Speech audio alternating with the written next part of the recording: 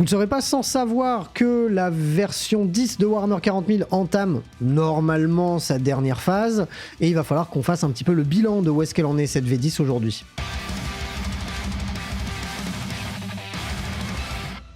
Donc aujourd'hui, je vais vous faire ma petite liste de ce que j'ai aimé et de ce que j'ai beaucoup moins aimé en V10 et de ce que j'attends de la V11, puisque je pense qu'on peut très certainement être d'accord sur le fait que la nouvelle version du jeu devrait arriver courant de l'été 2026 si Games Workshop reste dans ses bails habituels, c'est-à-dire 3 ans pour une version.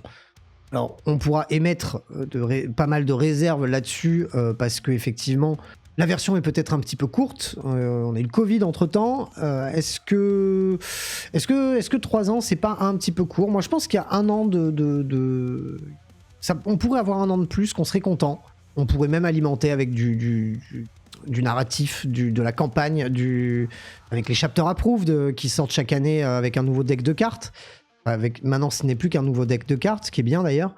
On pourrait faire ça. Maintenant, bon, logiquement, on peut s'attendre à une nouvelle version 2026. Avant d'aller plus loin, bien évidemment, je vous invite à mettre le pouce bleu si vous regardez cette vidéo sur YouTube. Si vous êtes avec moi en live sur Twitch, eh bien, on fait une émission tous les lundis soirs habituellement. N'hésitez pas à nous rejoindre, ça vous permet de réagir avec moi en direct. Et si vous voulez aider le studio dans son développement, je vous invite à continuer d'acheter vos figurines via MyHobbyPlace. Ça sera tout pour la publicité du jour. On enchaîne donc avec un petit peu ce que j'ai aimé sur cette version. Il y a beaucoup de choses que j'ai aimé sur cette version. Contrairement aux précédentes, c'est peut-être la version du jeu que je préfère à l'heure actuelle, c'est peut-être la version du jeu que je trouve la plus équilibrée, même si Games Workshop a toujours des lacunes à parfaitement équilibrer son jeu. Maintenant, je trouve ça normal au vu de 24 armées, je crois. 24 armées, énormément de règles, une grosse part d'aléatoire de par les jets de dés. Bon bref. Ça devient assez difficile à équilibrer, mais je trouve que Games Workshop fait bien le taf sur cette version. Je trouve qu'ils sont réactifs au niveau des mises à jour des règles. Ça plaît à certains, ça plaît pas à d'autres. Moi, je trouve que c'est une bonne chose de manière globale, un petit peu à la manière d'un jeu sur lequel on fait des mises à jour régulières pour faire tourner le jeu, tourner la méta du jeu. Je trouve que c'est une très bonne chose que Games Workshop le fasse et qu'ils pensent enfin à la commu, qu'ils prennent vraiment enfin en considération l'avis des joueurs. Je pense que même si rien n'est parfait, et que je vais pas louer le saint Games Workshop non plus. Ils font des erreurs, mais je trouve qu'ils sont beaucoup plus à l'écoute qu'avant. Ils prennent de plus en plus en compte ce qui est dit dans la commune, donc ça c'est très très cool. Bref, ce que j'ai aimé dans cette version de Warhammer 40 000, donc version 10, pour rappel, avant justement d'entamer cette liste, nous sommes, nous joueurs, les seuls à appeler les versions de Warhammer 40 000 V4, V6, V7, V8, V9, V10. Games Workshop n'utilise pas ces appellations-là. Pourquoi je vous dis ça? Je pense que ça les arrange, que nous, on nomme les versions. Mais je me suis dit l'autre jour, est-ce que la V11, ça sera pas juste un moyen pour Games Workshop de réaplanir le bouquin de règles, de le mettre à jour avec en fait tout ce qui s'est passé pendant toute la version? Moi, perso, je pense que la V11 va être une V10.5, ce que je trouve pas plus mal. Et je me demande même s'il y aura des rééditions de codex. Je pense que oui, parce que Games Workshop aime nous vendre des bouquins à prix d'or, ça c'est sûr. Mais je pense en tout cas, ce que je pense vraiment pas qu'on va repartir avec une nouvelle version complètement remise en question. La version est bonne en plus. Et comme eux, ils sortent un bouquin de règles tous les 3 ans, il n'y a que nous qui appelons ça des versions, mais ce n'est peut-être pas une version. Peut-être que pour eux, en fait, ce qui sort tous les 3 ans, c'est un bouquin de règles mis à jour selon leurs nouvelles règles. Et moi, je vois bien ça, cette année, enfin l'année prochaine, la V11, comme juste une mise à jour de la V10, avec toutes les dernières règles. Alors peut-être des rajouts, bien évidemment, mais en fait, en gros, un moyen de remettre à plat toutes les règles sur un bouquin, plutôt que d'avoir le bouquin, le commentaire des règles, les 12 commentaires des règles, la data slate, le machin, le truc. Là, on remet tout à plat. Voilà, c'est une réflexion que je me fais comme ça. Vous n'hésiterez pas à me dire ce que vous en pensez dans les commentaires. Ça n'a pas grand intérêt, ça changera pas grand-chose qu'on appelle ça une V11 ou que Games Workshop n'appelle pas ça une version 11. On peut s'attendre, quoi qu'il arrive, à un nouveau bouquin de règles, etc., etc. Donc ça ne change pas le fond du problème. Mais sur la forme, en tout cas, je me suis fait cette réflexion-là.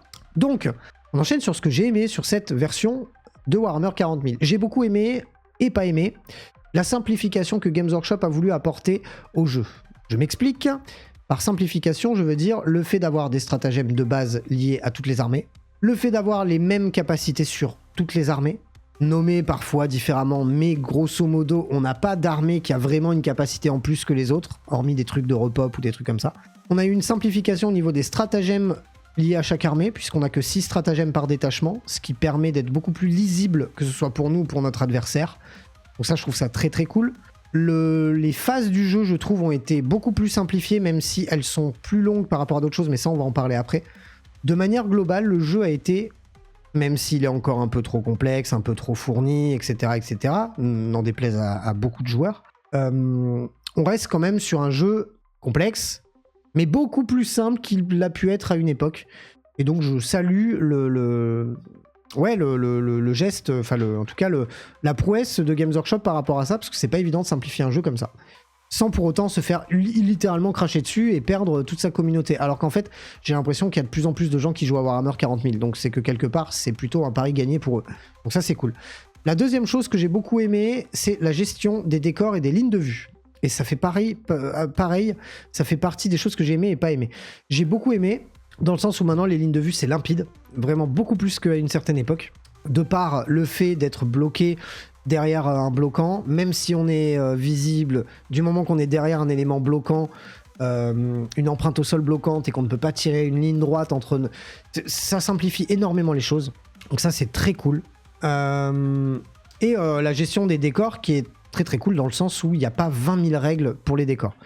Maintenant, le fait que tous les décors proposés par Games Workshop ne soient pas exploités au format compétitif me gêne un peu, mais ça c'est un autre sujet.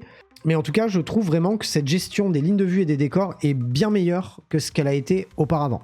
Ne serait-ce que pour délimiter des règles de base. Si t'es entièrement dedans, on te voit en vue réelle. Si t'es entièrement dehors, on te voit pas, du moment qu'on tire pas un trait entre toi et la figurine qui tire.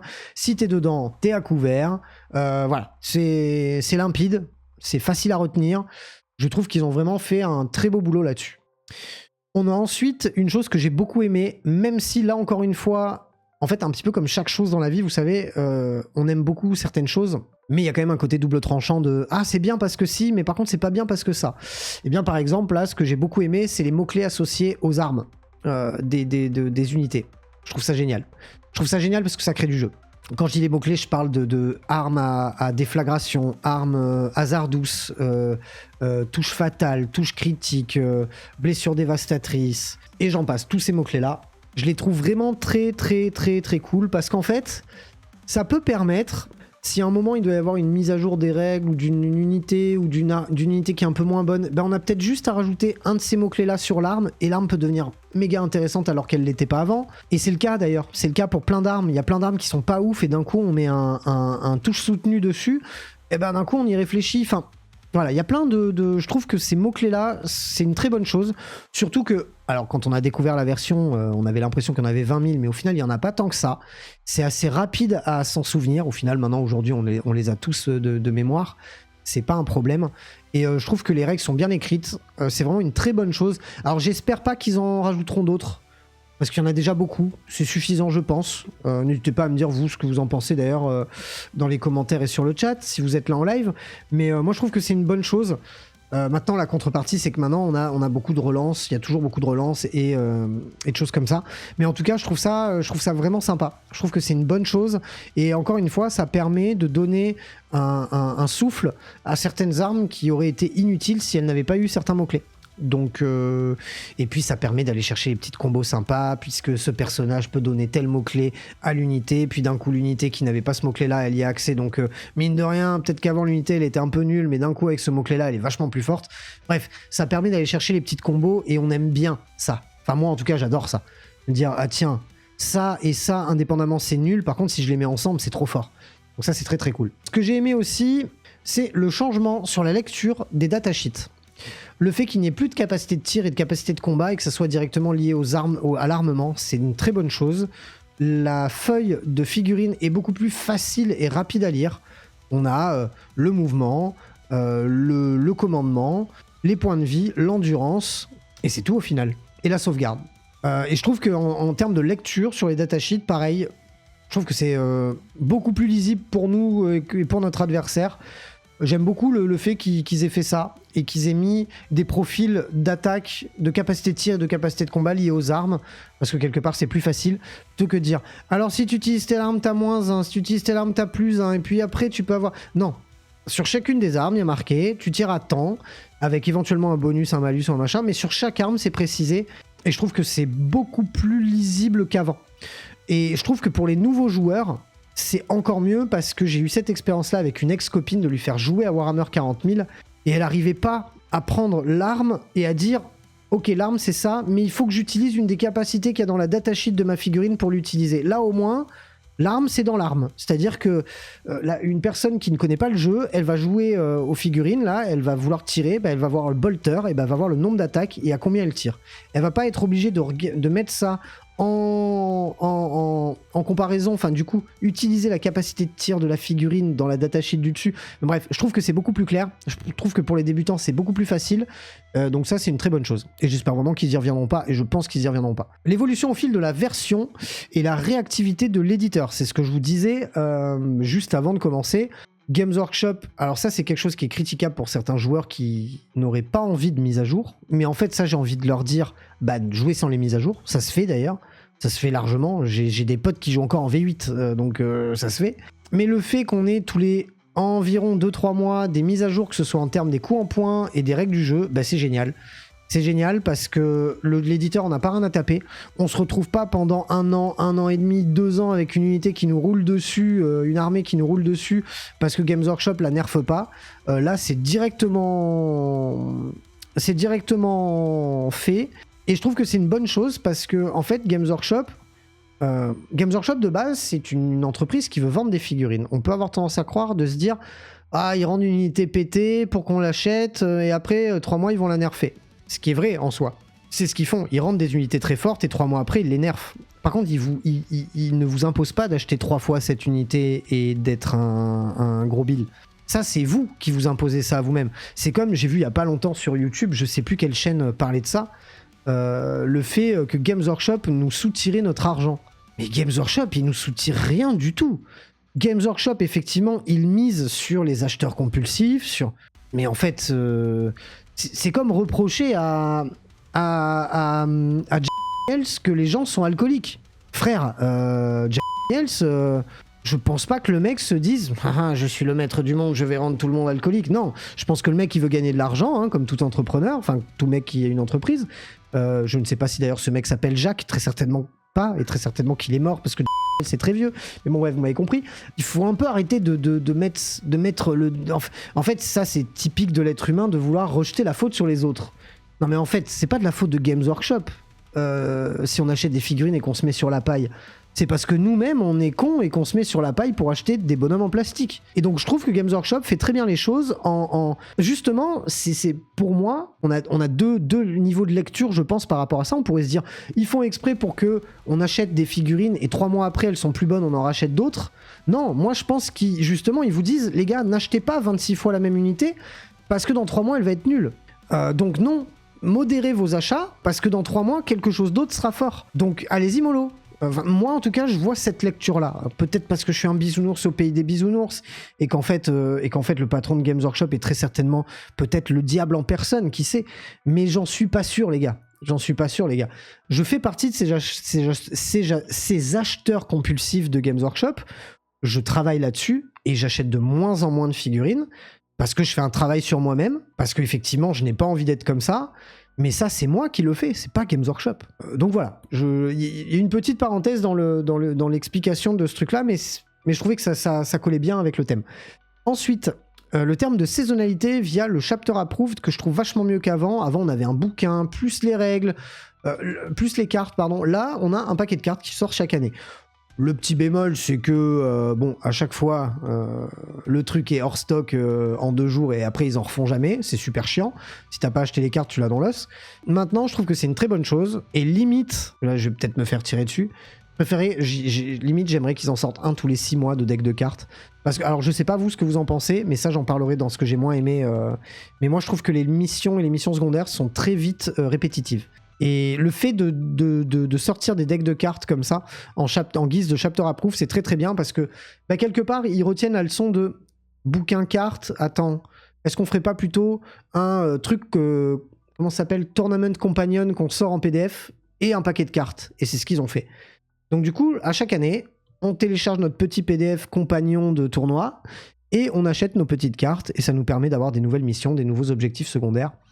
Et ça, je trouve ça génial. Vraiment, je trouve ça génial. Je limite, ça pourrait être cool que ça soit plus fréquent. Ou alors, encore mieux, des decks de cartes qui s'ajoutent au premier.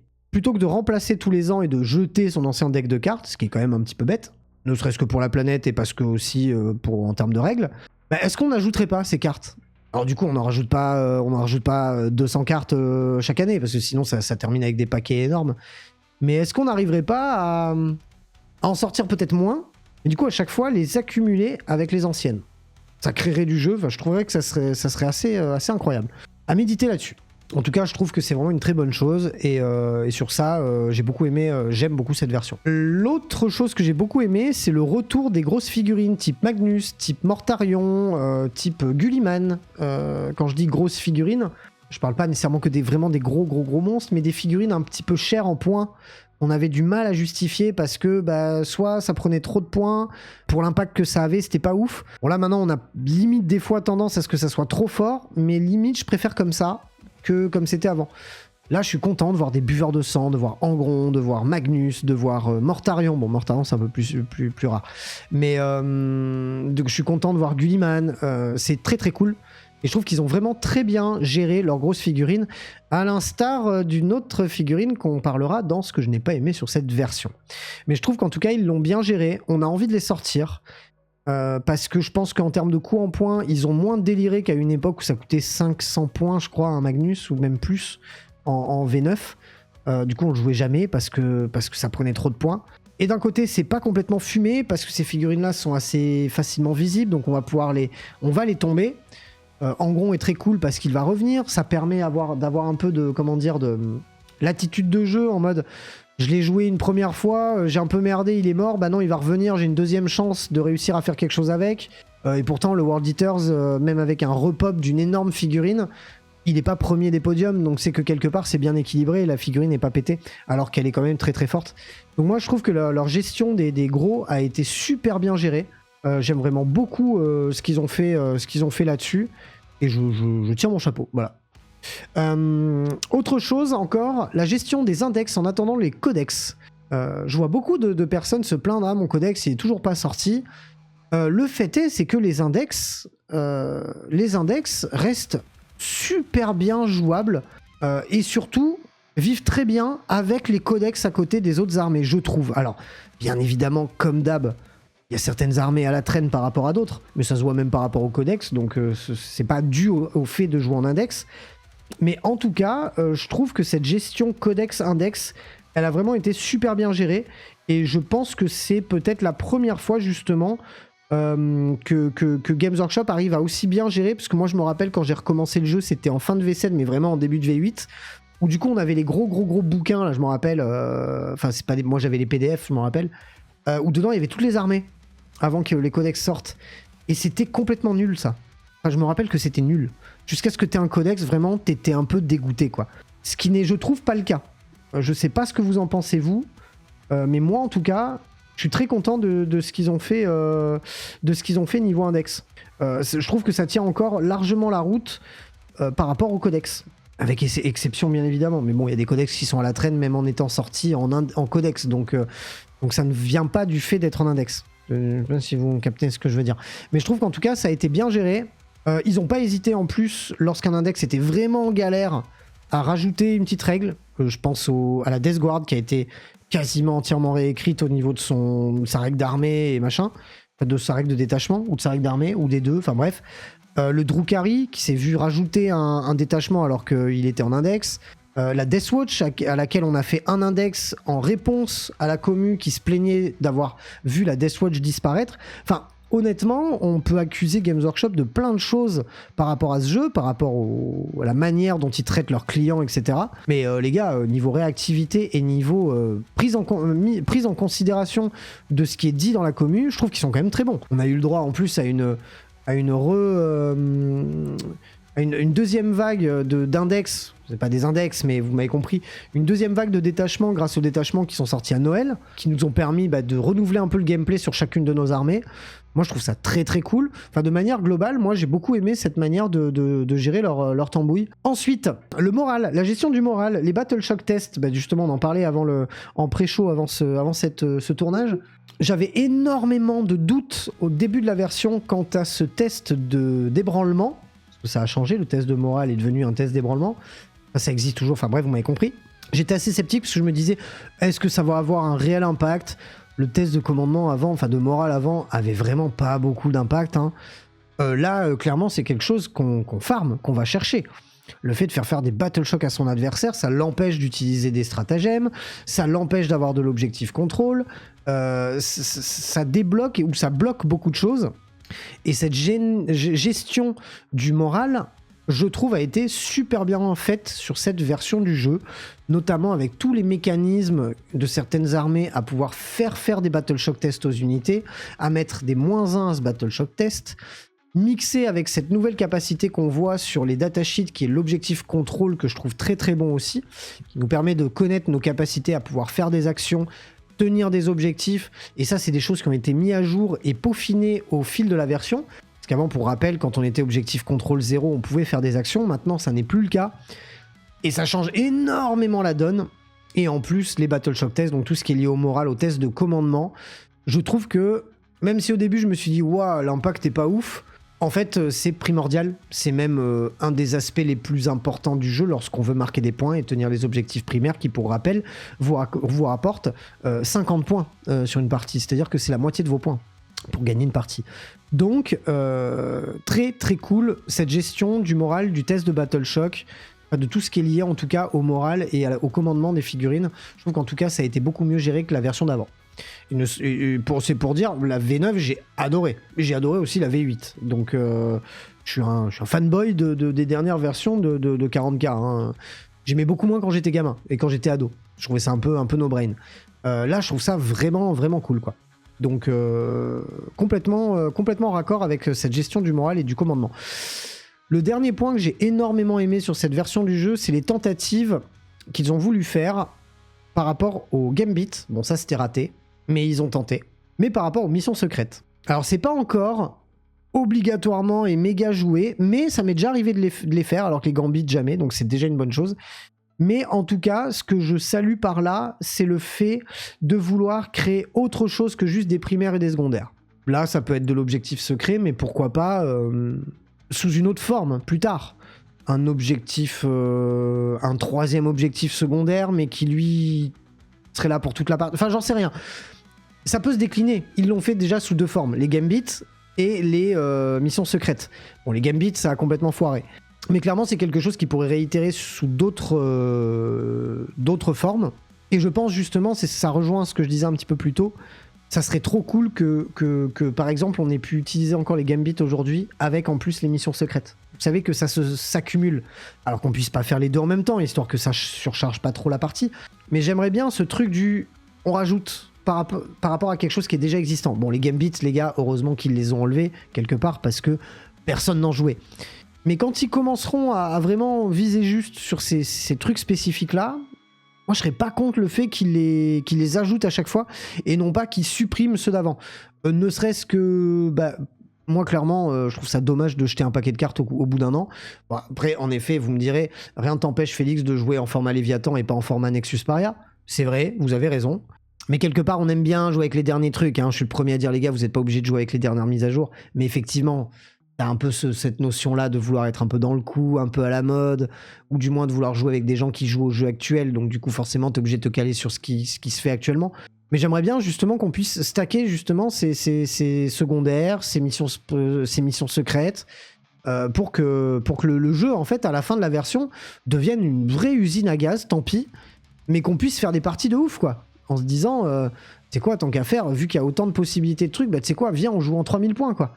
Parce qu'il y a plein de trucs qui se sont accumulés au fur et à mesure de la version. En tout cas, voilà, moi ce que je pouvais vous dire en termes de points positifs sur cette version. On va attaquer maintenant ce que j'ai moins aimé. Parce que j'ai pas eu envie de faire une vidéo où je vous disais ça c'est génial et ça c'est nul. J'ai plus voulu faire une vidéo en disant ça j'ai aimé et ça j'ai moins aimé. Pour pas non plus être complètement blanc ou noir. Essayer de trouver un juste milieu. Dans ce que j'ai moins aimé sur cette version du jeu, c'est la création des listes et l'absence de restrictions. Je m'explique. Avant, on avait des détachements. On en a toujours, pardon. Mais avant, quand on faisait une liste, on pouvait choisir des détachements. Un détachement lié à l'attaque rapide qui nous donnait accès à plus d'unités d'attaque rapide et moins d'unités des autres familles. Aujourd'hui, ces familles n'existent plus. On n'a plus que les escouades de ligne, les autres unités et les personnages. Et les personnages épiques. Et on n'a que très peu de restrictions. On peut jouer une datasheet jusqu'à 3 fois. Les personnages nommés une seule fois, c'est normal, il n'y a qu'un seul Méphiston, c'est logique. Et jusqu'à 6 fois les escouades de ligne. Maintenant, je trouve que ça manque un peu de restrictions, notamment par rapport à certaines unités. Ça permettrait justement aux acheteurs compulsifs de ne pas acheter une unité en x3, parce que du coup, si on peut plus la jouer en x3, eh ben on l'achètera pas, même si elle est très forte. Je saurais pas comment vous dire, comment mettre des nerfs, des restrictions sur les créations de listes. Maintenant, je pense que bon, eux, c'est des game designers, ils payent des équipes pour ça et ils sont bien plus au courant et bien plus performants et compétents sur ce truc-là. Je pense qu'ils gagneraient à trouver des petits moyens de faire de la restriction. Pourquoi pas 2 fois la même datasheet et pas 3 fois. Pourquoi pas peut-être pas 3 fois un perso aussi. Peut-être que 2 fois aussi, voire qu'une seule fois. Pourquoi pas. Peut-être moins de lignes. 6 sur certaines armées, c'est vraiment fumé. Ou du moins, peut-être une échelle de puissance qui ferait que les unités avec telle échelle de puissance, bah, tu les joues qu'en 1 ou 2 datasheets maximum. Comparé à des unités qui auraient une échelle de puissance moindre et qui du coup on pourrait plus spammer. À tester. D'ailleurs, avant, on avait la distinction entre points d'armée et points de puissance. Est-ce qu'on reviendrait pas peut-être à ça ? Alors, les points de puissance, initialement, c'était pour jouer en narratif, je crois. Mais est-ce qu'on n'arriverait pas à attribuer justement des points de puissance à chacune des unités, avec un petit tableau pour dire, bon, bah, les unités avec tel point de puissance, vous pouvez les jouer en x2. Ces unités avec tant de points de puissance, vous pouvez les jouer jusqu'en x3. Voilà, peut-être des petites restrictions qui amèneraient un peu plus de réflexion sur la création de sa liste. J'aime moins faire des listes qu'en V9. Parce qu'en V9, j'aimais bien ce truc du... Alors là, je joue Elite. Elite, je vais pouvoir... Enfin, je trouve qu'en termes de création de liste, c'est un petit peu plus rigolo en V9. Voilà. Ce que j'ai moins aimé encore sur cette version du jeu, c'est la nouvelle manière de gérer les mouvements de charge. Pour rappel, les mouvements de charge avant, on faisait un peu ce qu'on voulait. Du moment qu'on avait le mouvement pour impacter au corps à corps, on impactait, on se mettait en plus, on se collait pas direct, comme ça on pouvait consolider, enfin faire un mouvement d'engagement avec toute son unité, sans avoir un sens. Là maintenant, la phase de charge, elle est mathématique, quoi. S'il faut socler, vous soclez, donc si vous faites un grand mouvement de charge, vous allez être obligé de socler au plus loin, enfin de socler au maximum de ce que vous pouvez socler, pour pouvoir derrière vous coller, et vous pourrez consolider que avec les unités qui ne seront pas collées.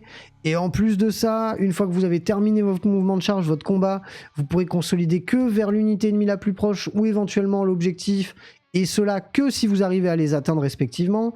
Moi j'aimais bien ce truc de la conso un peu par là où tu voulais, enfin du moins vers l'unité ennemie la plus proche, mais si tu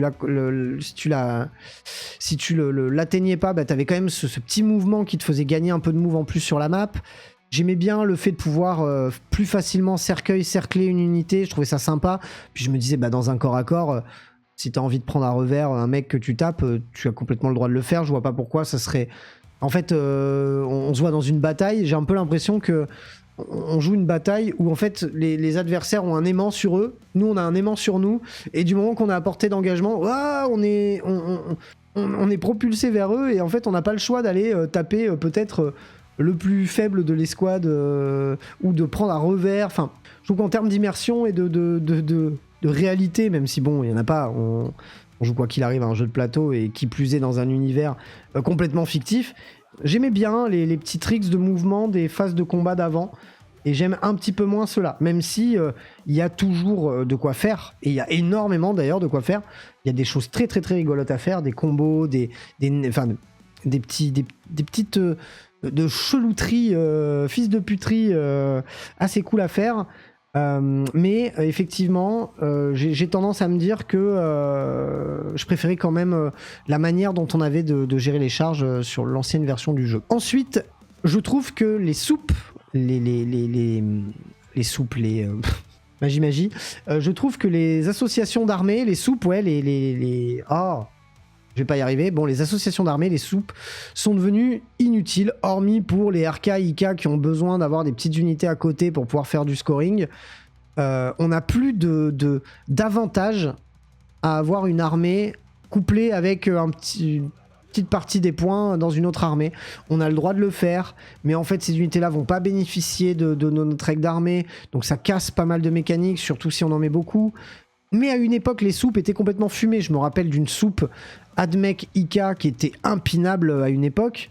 Je pense que c'est une règle qui est difficile à équilibrer. Déjà que c'est un jeu qui est difficile à équilibrer. Si d'un coup tu dis que tu peux combiner des armées et qu'il y a tous les bonus quand même, faut que toi dans tes playtests tu dises alors putain, dans tout l'Imperium il doit y avoir 12 armées. Est-ce qu'il n'y a pas un truc fumé si on autorise tout le monde à avoir les... Parce que bien évidemment, tout le monde va trouver le petit truc qui est trop fort en association avec 2 armées et ça va devenir complètement fumé. Donc je capte que c'est difficile à équilibrer, mais moi j'aime bien cette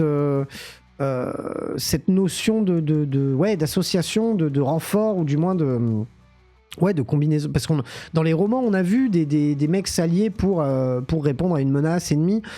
Typiquement, les custodes sont rarement une armée à part entière. Les custodes agissent comme un contingent, rarement en dehors de chez eux, parce qu'ils défendent le palais de l'empereur, mais lorsqu'ils sont amenés à faire quelque chose, ils prennent part à une bataille déjà existante, ils renforcent, parce qu'en plus déjà ils viennent qu'à 10 maximum, ils viennent pas non plus à 160, c'est pas une armée à part entière. Maintenant évidemment, en termes de règles du jeu, il faut que Games Workshop rende l'armée accessible et la rende jouable en standalone, mais j'aimerais bien qu'il y ait une notion de soupe, comment dire, pourquoi j'arrive pas à trouver le mot depuis tout à l'heure, les gars? C'est pas association, c'est plus fort qu'une association. Zut, j'ai pas le terme. Une alliance. Merci à Kadok. Une alliance de factions. Surtout qu'en plus, il y a des moyens de nerfer le truc, dans le sens où forcément, on verra jamais un Xenos avec un Imperium et un Imperium avec un Chaos. Donc déjà, on a 3 factions, quoi, grosso modo. Voire, on peut dissocier aussi les Aeldari. Et on pourrait même dissocier, voire peut-être les Tyrannides et le Kulgen, parce que c'est du Xenos particulier. Enfin bref, on aurait moyen, je pense, de faire des alliances entre les armées en trouvant des nerfs pour pas que ça soit complètement fumé, mais pour que ça ait un réel intérêt. C'est quelque chose que j'ai moins aimé, dans le sens où je trouve que c'est inexistant, où voilà, le mec joue RK, il va mettre 3 socs de Nurglings. Waouh, quelle alliance de ouf, quoi. Alors je le comprends, parce que le mec, il faut bien qu'il fasse du control map, mais en soi, ça n'a pas d'intérêt, hormis purement stratégique, et même pas un côté un peu fluff sympa. Donc c'est pas ouf. Autre chose, la gestion de certaines unités, notamment les avions, notamment les motos, notamment les marcheurs. On notera le beau geste de Games Workshop depuis quelques mois de vouloir créer des stratagèmes qui nous permettent de traverser des murs avec certaines figurines, certaines unités, certains véhicules, certains monstres. Je parle des gros monstres en tyrannide, des RK et des IK, des motos d'Archangel. Je crois qu'on a vu l'itération de cette règle sortir sur pas mal de codex et de mises à jour. Maintenant, ça n'a pas été bien géré, je pense, quoi qu'il arrive, surtout au niveau des avions. Les avions sont injouables à l'heure actuelle à Warhammer 40 000. On les voit un petit peu viteuf, et encore, je suis même pas sûr que ce soit encore le cas, mais on les voyait en tout cas un peu viteuf sur le format américain, où il y a un peu moins de décors, et où on les place nous-mêmes, donc forcément, on a des lignes de vue plus facilement avec les volants, on les déplace plus facilement, etc. etc. Mais les volants, on n'en voit pas sur cette version. Et c'est très très très difficilement jouable. En hyper vitesse, là, où ils sont obligés de faire un mouvement de 20, et où ils sont visibles sur toute la map, machin, ça c'est injouable complet. Et en stationnaire, ils sont un petit peu plus défendables. Malheureusement, ils coûtent en fait beaucoup trop cher comparé aux autres véhicules qu'on a. On va juste payer très très cher le fait d'avoir un mot-clé vol. Donc, pour moi, c'est un échec. C'est clairement un échec. Sur ce truc-là, c'est quelque chose que Games Workshop n'a pas fait évoluer sur la version, parce que je pense qu'ils ne savent absolument pas comment gérer ce type de figurine. Ils ont rarement su le faire, d'ailleurs. Pour rappel, hein, les gars, hein, les avions, quand les règles étaient sympas, ça devenait fumé. Et quand la règle était nulle, c'était nul. Donc il n'y a jamais eu de juste milieu sur les avions, je trouve. Et je pense que ça fait partie de ces unités du jeu les plus difficiles à balancer. Je pense que pour les marcheurs, les motos, les trucs comme ça, Le fait d'avoir ajouté un stratagème pour traverser les murs, c'est bien. Moi, je pense que... Alors, si je peux mettre mon veto, les gars, pour la prochaine version, pour moi, de base, le stratagème de traverser les murs, ça devrait être un stratagème générique du jeu. Pour un PC, tu peux traverser un mur avec véhicule, montée et monstre, comme si c'était de l'infanterie. Pour un PC... Après, tu jettes un dé sur un t'es Battle Shock, ou tu prends une blessure mortelle, j'en sais rien, ça ok. Et ça coûte un PC. Ça veut dire que ça te coûte de la ressource pour pouvoir le faire, que tu ne vas pas le faire avec toute ton armée, et que d'un coup, ça devient moins pété. Enfin, ça devient forcément pas ultra pété, parce que ça veut pas dire, d'un coup, ça veut pas dire que le mec va jouer 6 Dreadnought et que ces 6 Dreadnought vont traverser les murs. Ou il va pas jouer 6 escouades de moto par 6 et elles vont toutes traverser les murs. Donc moi, pour moi, c'est quelque chose qui devrait devenir un stratagème de base du jeu, qui permettrait d'avoir la place dans des listes d'armées à des figurines qu'on ne voit pas, qu'on ne voit jamais, parce qu'elles sont absolument pas sortables. Je re-regardais, les gars, l'autre jour, le profil des motos Outriders Space Marines, qui sont excessivement bonnes. En Blood Angel, les gars, on se retrouve avec des mecs qui tapent, mais de ouf, vraiment beaucoup. Mais en fait, on galère à les déplacer sur le champ de bataille. En plus, maintenant, toutes les motos, ils ont augmenté les tailles des socles. On n'a plus les socles, vous savez, un peu comme ça, là. Maintenant, on les a en mode socle ovale, là. Du coup, ça prend énormément de place. C'est encore plus dur à déplacer qu'avant. Faites des packs de... Amusez-vous à faire des packs de 6 avec l'ATV et tout. C'est impinable à déplacer sur le champ de bataille. Donc, je pense vraiment qu'il faudrait améliorer ça. Et vraiment, trouver un truc pour les avions. Je sais pas quoi. Je pense qu'en fait, typiquement, avec les règles qu'ils font... je pense qu'il faut enlever la règle de avion supersonique là, qui bouge de 20 minimum. C'est beaucoup trop contrable. Votre adversaire a juste à placer des figurines à une certaine distance pour empêcher votre socle de se poser et il est content. Donc pour moi, cette règle, elle devrait dégager. Ça devrait être stationnaire pour tout le monde, mais en fait, ça s'appellerait même pas stationnaire, puisqu'en fait, comme il n'y aurait plus l'autre règle, il n'y aurait pas besoin de donner un nom à la règle. Mais je pense qu'en fait, il faudrait enlever du 20-30 points par volant pour les rendre éligibles à être bons autant qu'un char. Maintenant, effectivement, ça ne donnera aucune vraie différenciation entre les volants et les chars. Mais en attendant, ils deviendraient jouables. En attendant de trouver éventuellement, pourquoi pas, une règle spécifique aux véhicules volants qui soit équilibrée et viable.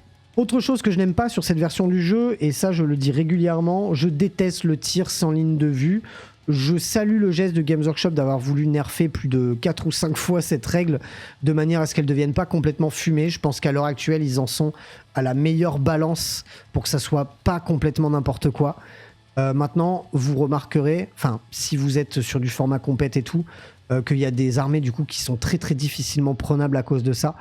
Et à l'inverse, des armées qui sont beaucoup mises en difficulté à cause des tirs sans ligne de vue. Je pense au Drukhari qui peut perdre très facilement tous ces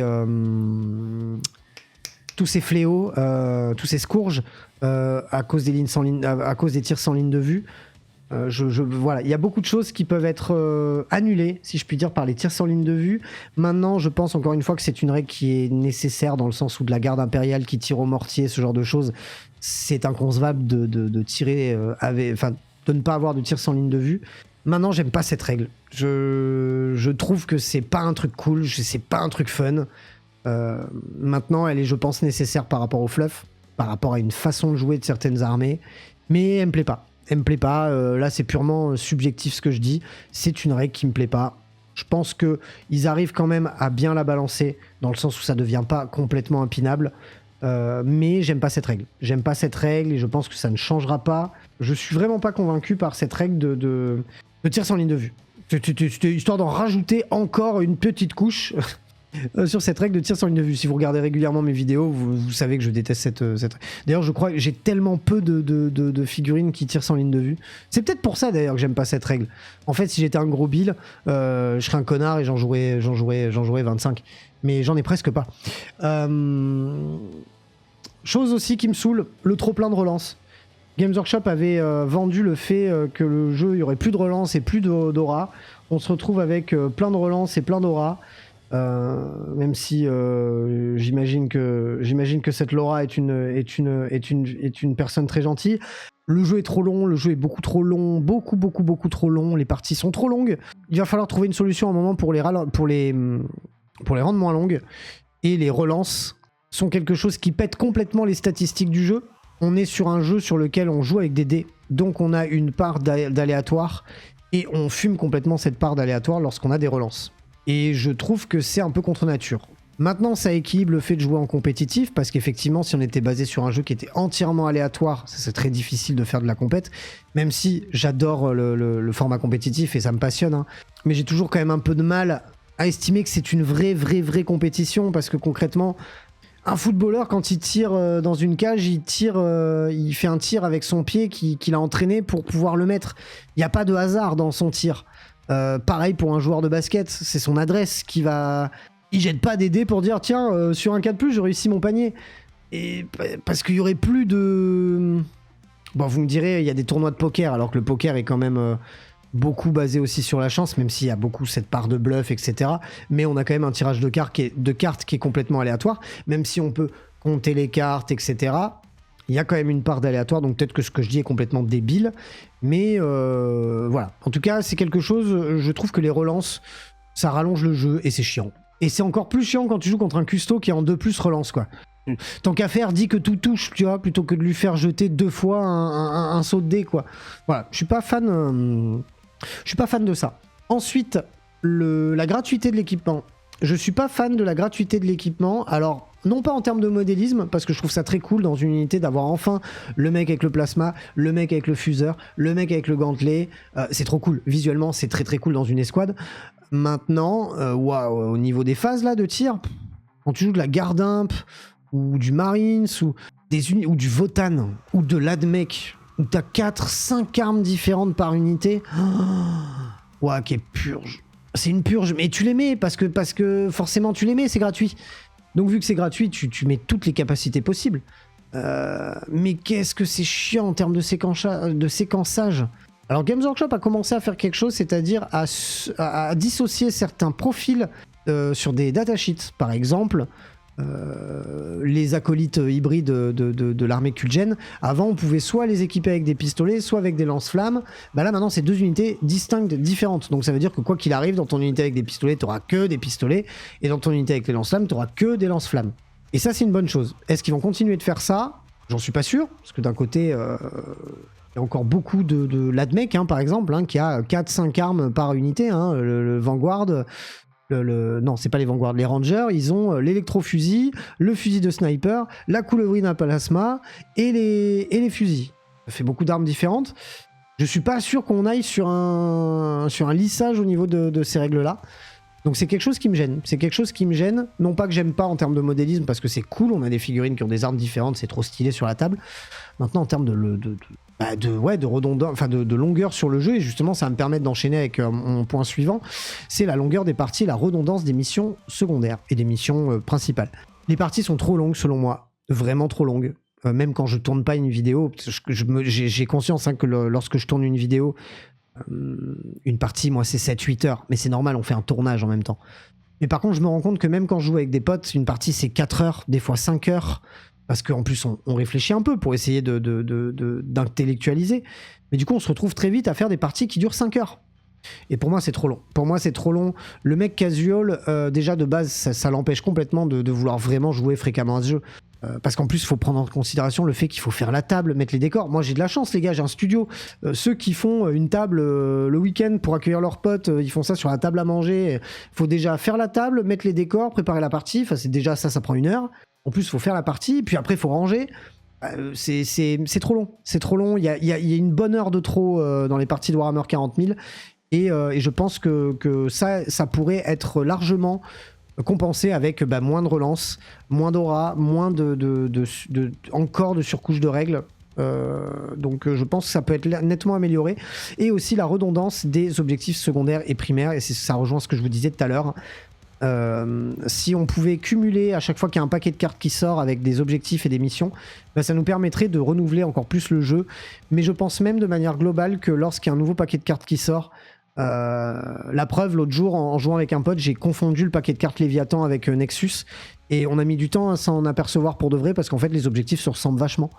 Et je pense que sur un champ de bataille, Je pense qu'on peut avoir beaucoup plus que juste il faut tenir un objectif, il faut saboter un... Je suis sûr qu'on peut trouver d'autres choses. Je suis sûr qu'on peut trouver d'autres choses et je pense que ça pourrait très très très largement augmenter la rejouabilité du jeu, l'intérêt pour le jeu, et quitte à faire un paquet de cartes qu'on scinde en deux en mode ça c'est des cartes que vous jouez en mode jeu égal dur, ça c'est des cartes que vous pouvez jouer en mode jeu normal, mais sans rentrer directement dans le jeu campagne. Moi le jeu campagne ça me lourde, je trouve qu'il est encore limite plus complexe que le jeu compétitif. La campagne ça m'a pas du tout branché, je préfère faire de la partie classique avec des beaux décors et immersif et voilà. La campagne je trouve ça mal géré, et peut-être que juste faire un paquet de cartes avec des missions principales et secondaires, une partie liée au compétitif et une partie liée au narratif, ça serait suffisant, et après on joue avec les mêmes règles. Ça permettrait de faire du narratif assez équilibré, ou du narratif complètement narratif.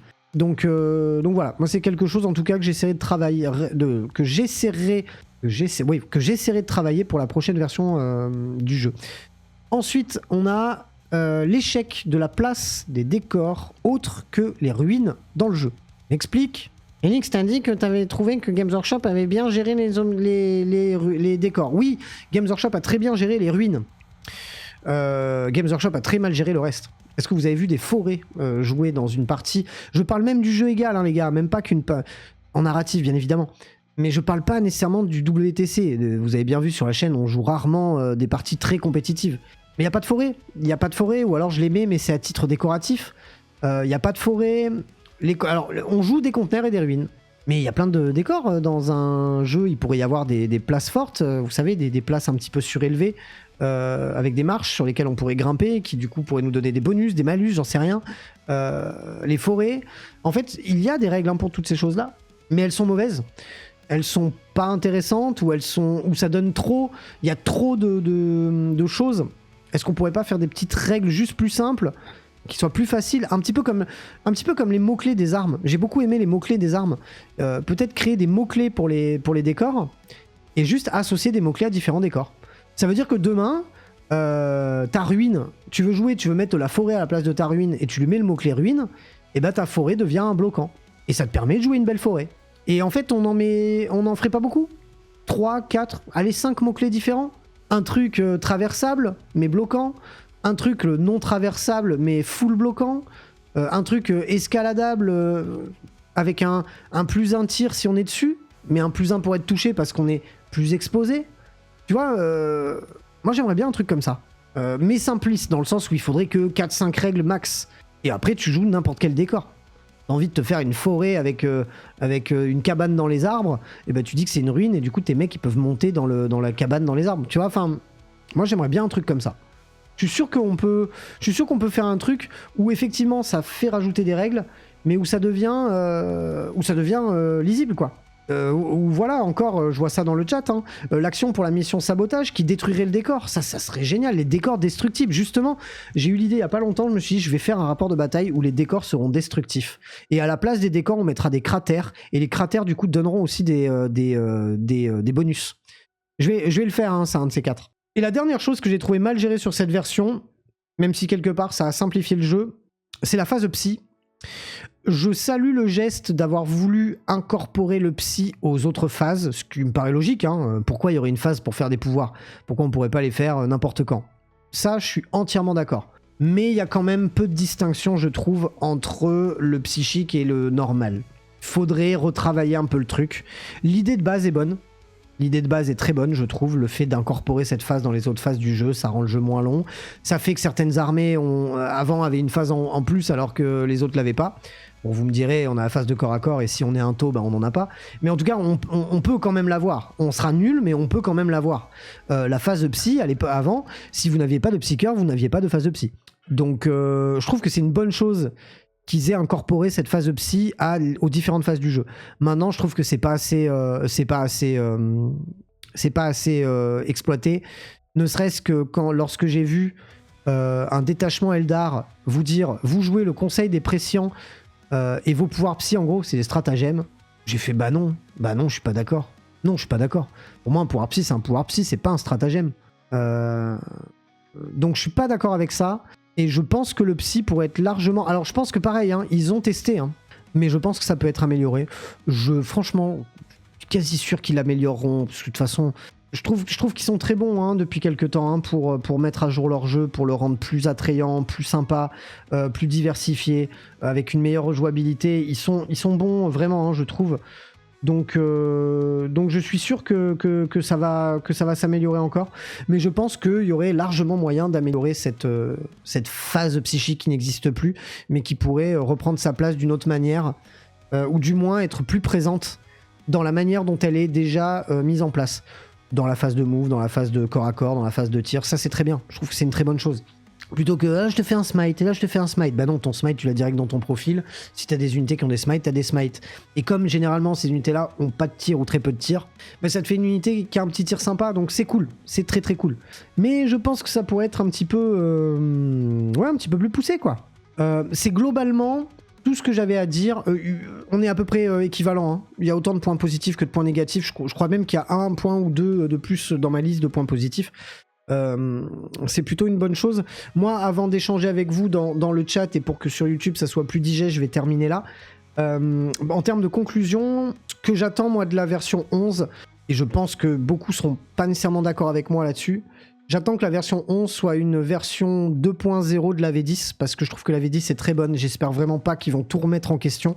Je trouve que c'est une mauvaise idée. Et je pense que la petite réflexion que j'ai fait au début de cette vidéo où Games Workshop n'appelle pas ces versions V10, V11, je pense que c'est un point important, parce que si au final les règles ne changent pas tant que ça, et qu'on joue avec nos anciens codex jusqu'à ce qu'il y ait les nouveaux qui sortent, bah en fait on joue pas à une nouvelle version du jeu. Donc il n'y a plus ce truc du « Ah, Games Workshop, ils sont chiants, tous les 3 ans, ils changent leur jeu. » Non, en fait, Games Workshop, tous les 3 mois, ils changent leur jeu. Et tous les 3 ans, ils ressortent un bouquin mis à jour. Moi, j'ai envie de penser plus comme ça. Et on verra si ça se vérifie. Généralement, en tout cas, ils poussent le concept sur 2 versions avant de vraiment rebooter le truc complet. La V8 était quand même très proche de la V9. La V10, je pense que la V11 en sera très proche aussi. Et je pense qu'en se mettant un peu dans cet état d'esprit-là, on subit un petit peu moins les changements, on subit un petit peu moins cette nouvelle version. Et je dis nouvelle version comme ça parce que Games Workshop ne fait pas d'appellation. V10, V9, ça c'est nous qui appelons ça comme ça. Games Workshop se contente tous les 3 ans de sortir un bouquin de règles. C'est peut-être simplement une mise à jour des règles, avec des fois un reboot.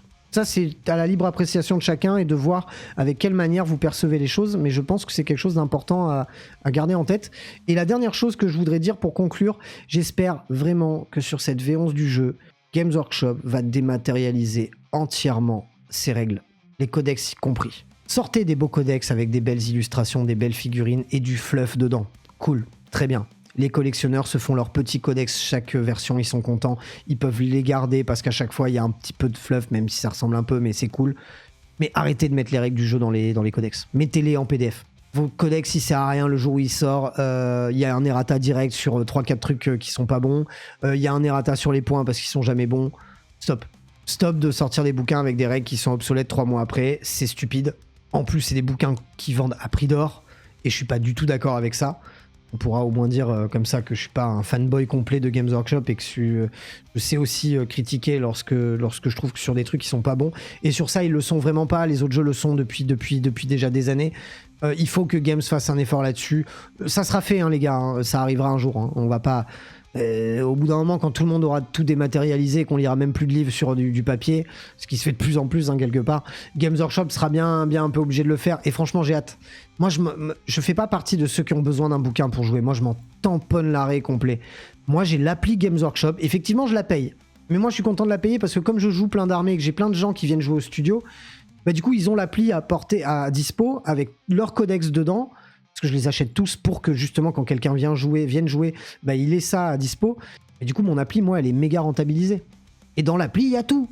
Il y a tout. Le Battleforge est génial.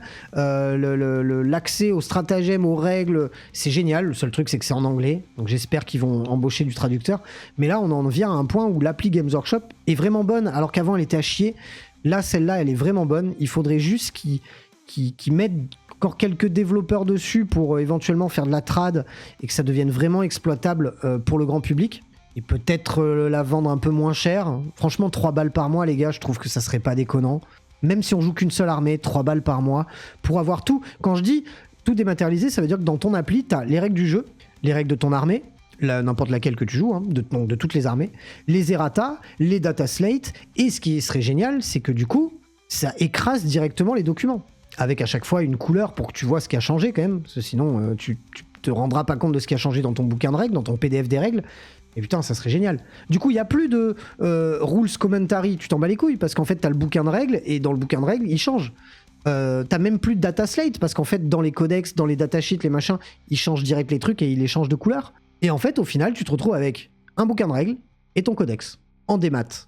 Et pour ceux qui sont des collectionneurs et qui aiment avoir des bouquins, ce qui, moi, n'est pas mon cas, mais pour ceux qui le sont, eh ben, un codex avec du beau fluff, tu te trouves un peu plus le cul pour faire du beau fluff, des belles gravures, des belles figurines en photo, et tout le monde, il est content. Si vous n'en avez strictement rien à taper de la vidéo, mais que vous êtes encore là à la regarder, et que vous n'avez pas nécessairement envie de répondre à ce que je vous ai dit, mais que vous avez envie de mettre un petit commentaire, eh bien, je vous invite à me citer votre groupe de musique préféré.